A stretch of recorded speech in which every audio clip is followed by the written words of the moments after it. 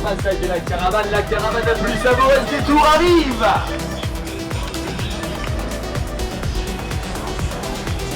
Gaulois. Et toi, et toi, et toi. Salut, salut.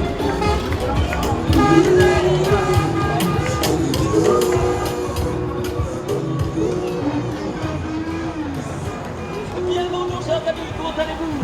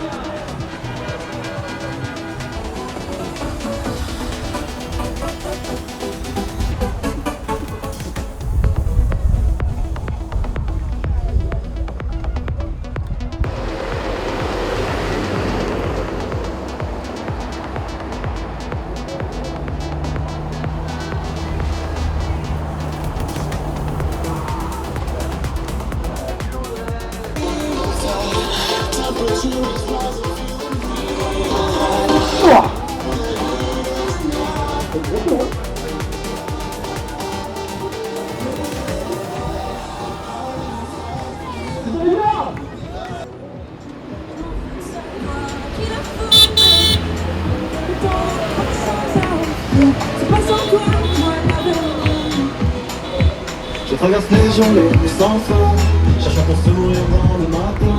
À chaque feu je me demande bien comment tu vas loin de mon chemin. Et toi, comment tu vas? Allez, je veux vous voir, levez les mains, levez les mains.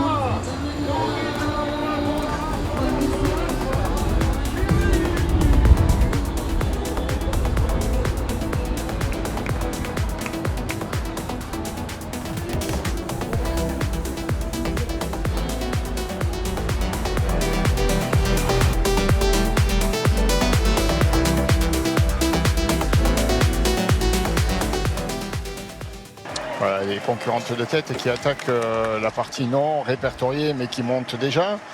Et puis à noter que le sommet, col du Béal, sera distant de 44 km 500 jusqu'à la ligne d'arrivée. Quand elles seront là-haut, elles auront fait un gros morceau, mais l'étape ne sera pas terminée. Il faudra faire une descente et ensuite aller monter encore le col du Chancer. Avant la côte de Valsivière, qui n'est pas répertoriée, mais qui pourrait être importante aujourd'hui dans cette étape. Une côte qui est placée à 12 km de l'arrivée, en tout cas son sommet, 4 km 500, 5,3% de moyenne. Allez, il reste 66 km, on va faire un point sur la situation de la course. Il y a 12 coureuses en tête qui faisaient partie d'un groupe de 20. Et elles sont ici donc les 12 coureuses rescapées de ce groupe. On vient de voir Élise Chabet, la porteuse du maillot à poids qui vient de se ravitailler et qui vient d'aller offrir son bidon à Brody Chapman. Donc il y a Élise Chabet, la mieux placée de ce groupe au classement général à 1,19. Sa coéquipière Amber Krak, la néerlandaise de l'équipe FDJ Suez. Il y a également Soraya Paladin, l'italienne de l'équipe Canyon SRAM, coéquipière de Kasia Nievadoma. Yara Castellain, la néerlandaise de l'équipe Phoenix. Il y a également Femke Gerritse.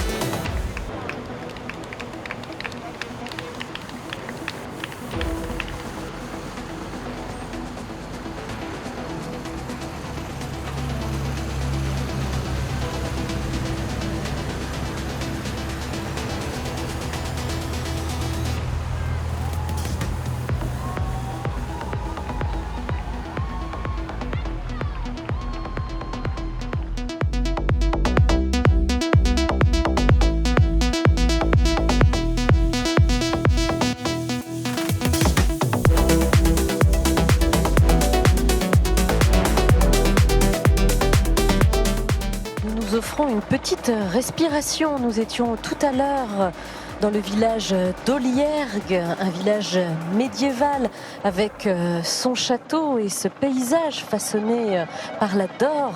Nous sommes dans la vallée de la Dore. On la voit d'ailleurs sur ces images, la Dore. Il y a tout autour un patrimoine exceptionnel, dont le château de la Montmarie, qui est situé sur cette commune. Si je vous parle de ce château, c'est qu'il a été bâti par le baron Robert de Nervaux, qui en a fait un lieu de villégiature, entre autres pour sa seconde épouse. Et c'est un personnage important dans la création du chemin de fer et la ligne Paris-Lyon-Marseille. Alors il n'est pas du tout l'heure, ni pour les coureuses, ni pour nous, de prendre le train, mais son rôle est important dans le fameux PLM.